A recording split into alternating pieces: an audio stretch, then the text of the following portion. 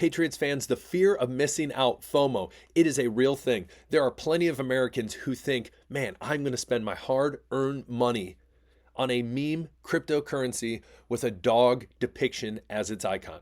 Boom, I'm going to make millions. And guess what? Usually, this might surprise you, it doesn't work out. Now, the New England Patriots, it's not FOMO in their direction, but they can use it to their advantage. Let me explain. My name is Aaron on the daily. Patriots content. Don't miss out. Hit the subscribe button, hit the like button, and comment below. So we're going to jump right into it. Derek Carr, injured, shoulder injury. You might be thinking this has nothing to do with the New England Patriots. Yes, it does, and I will explain momentarily. But Derek Carr, shoulder injury, could be sidelined for the 2025-2026 season. Now, this is incredibly frustrating, not only for the Saints and their fans, but for Kellen Moore, the former Boise State, obviously been all around the league coaching, new head coach for the New Orleans Saints, because for any new tenure, one of the key things you want figured out is who is going to be under center. It's as simple as that. So when we look into this specifically, we jump into the draft board. Now you're wondering, how is this a net positive? How does this have anything to do with FOMO? Well, let me explain. A lot of times in the draft, any of us have watched the draft where someone gets taken. So again, let's say quarterback, especially in the first overall pick, is most likely, betting odds has it as Cam Ward. It's pretty much written at this point, Cam Ward will be the number one choice for the Tennessee Titans out of Miami. Now, after that, he is head and shoulders above the other quarterbacks. So then you have Shedeur Sanders, you have Jackson Dart, you have Jalen Milroe, you have Dylan Gabriel. There we go. I'm butchering his name from Oregon. Anyways, you have all these different players. And what starts to happen is, okay, when are these other quarterbacks going to be taken? Now, a lot of people would easily argue that Shedeur Sanders is the next best quarterback. I would argue that Jackson Dart is right up there with him. And obviously, once again, Cam Ward is that number one spot. But what's going to happen is, as these teams that need a quarterback, they start having that feeling of, hey, we have a fear of missing out. We don't want to miss out on a talent. Whether you like to think Shedeur Sanders can go be a successful quarterback in the NFL, obviously we can't attest to it right now because we have not seen him play in the NFL.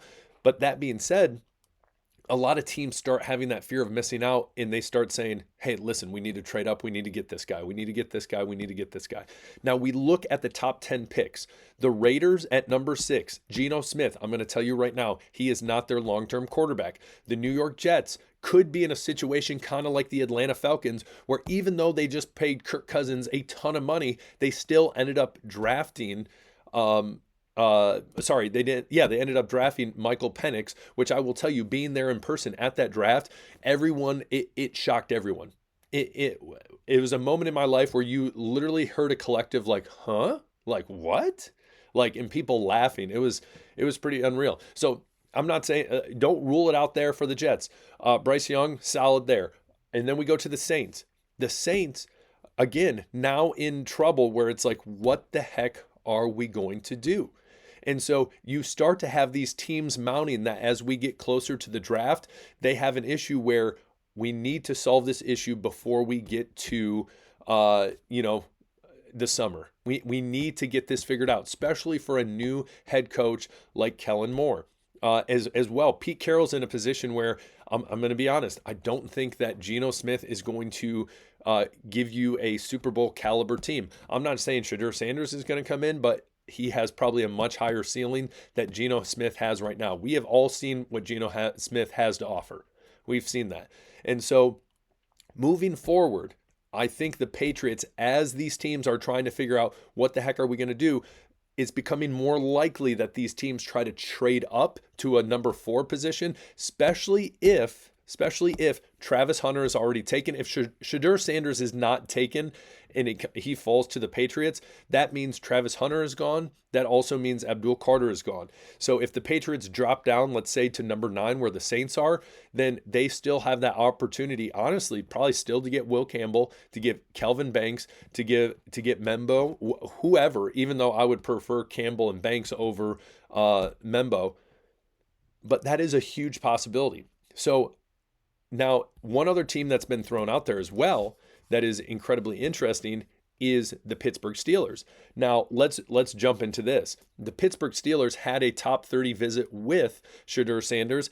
They have the 21st overall pick. Now that would be a reach for the Patriots, but if the Pittsburgh Steelers said, "Listen, we want to do this," and let's say they still got Simmons out of Ohio State at offensive tackle, that a lot would argue if it wasn't for his knee, he would be the number 1 overall tackle in this draft. He would be a top 5 pick for sure.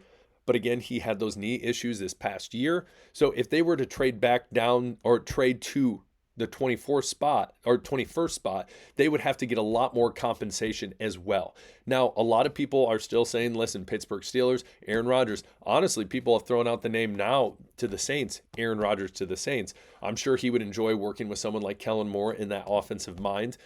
But when it comes down to it, it's more and more looking like there are teams that would possibly approach the Patriots depending on the situation. If Shedeur Sanders is still available, honestly, even if Travis Hunter is still available, I think there's teams, or even Abdul Carter, whatever, I think there's a good possibility the Patriots get a trade offer. The question will then be on draft night, is it worth the trade? Is it a net positive for the Patriots? Again, if you're in the position where you are going to ask someone, hey, I want this, and it's not, listen, Mike Vrabel has already said, yeah, we'll listen to trades. For sure. For sure. You'd be an idiot not to, because there are always people that are going to, if you're the one that's not necessarily seeking a trade and someone comes to you, listen, what are you going to give me? Make a good offer I cannot refuse. It's as simple as that. And so the more and more it looks like teams are going to be desperate on, man, I don't want to miss out. If Shedeur Sanders is truly the number 2 quarterback in this draft and can really help turn around a franchise, then teams are not going to want to miss out. They're going to have the fear of missing out, and they're going to try to trade up with someone like the Patriots, where it's, hey, you're at the number 4 spot. We don't want him to fall any farther. Again, I don't think the Jaguars are going to be trying to acquire Shedeur Sanders. But then again, remember the Raiders at number 6. They've had a visit with Shedeur Sanders, so that's it. Don't write it out. Now, I think it is also possible that Shedeur Sanders, if let's say no one trades up to get him, I think he could drop out of the top 10. I do think that's a possibility. It all depends on draft night. What each team, no one's showing their hands. No one's giving up their hands. But again, the Patriots are in a good position where if Shedeur Sanders drops to them at 4, I'm sure there's going to be teams that are interested in trading up. The question then becomes, show me the money. Show me the draft assets. What are you going to give me? So comment below. Again, fear of missing out. Do you think this is a possibility for other teams wanting to trade up with the Patriots? So comment below. Tell me what you think on that. Next up, this was kind of interesting. And I thought when I was looking at this, I would love to bring it up. Again, one of my favorite quarterbacks to watch in the league is Lamar Jackson with the Ravens. I loved watching him at Louisville when he won the Heisman. He was so electric. And a lot of people said, he can't throw. If you watched him play at Louisville, if you truly watched, I watched multiple games of him at Louisville, the man could throw the ball, especially early on in the season. Again, I know way too much about college football. Early on in the season, they played Florida State. They absolutely stomped Florida State his Heisman year. Stomped them. And people had the audacity to say he could not throw the ball. He shredded that secondary. Absolutely shredded that secondary. Lamar Jackson, there's a reason he's won multiple MVPs. He is great. Bill Belichick came out and said, yeah, we made a mistake. We got Sony Michel, not a great pick, out of Georgia. Now, Georgia has produced some great running backs. I'm not going to disagree there. But when it comes down to it, sure, he was close to 1,000 yards a couple years. Wasn't bad. After that, really dropped off in 2020.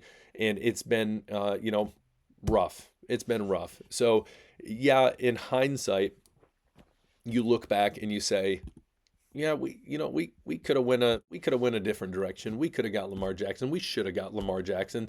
And if I think that was the case, I think Bill I think Bill Belichick very well could still be the coach if, and you again, you can say that hindsight on anything. Hindsight is always 2020. Monday morning quarterbacking, all those things. But just think if Lamar Jackson would have been in a Patriots jersey. That is crazy. He was actually picked the very next pick by, guess who? The Baltimore Ravens. So crazy, crazy. So comment below, tell me what you think as I'm about to peace out. What's your thoughts on this whole net positive for the Patriots, the fear of missing out, these other teams that are in quarterback need, they're in a quarterback distress, trying to trade up with the Patriots, again, in the right situation? Do you think that's a possibility? And I'll tell you what, let's take it a step further. What do you think realistically will happen in your eyes if there is a trade with the Patriots at number 4? Comment below. Tell me who you think it's going to be with and who the Patriots will end up taking with that and what they'll possibly obviously be getting in return from them. So comment below as well. Tell me what you think about the whole Lamar Jackson thing. And I don't know, just say hi. Sweet. I guess that's it. We'll talk to you later. Enjoy your day. Hit that subscribe button on the way out. It means the world to me. Peace.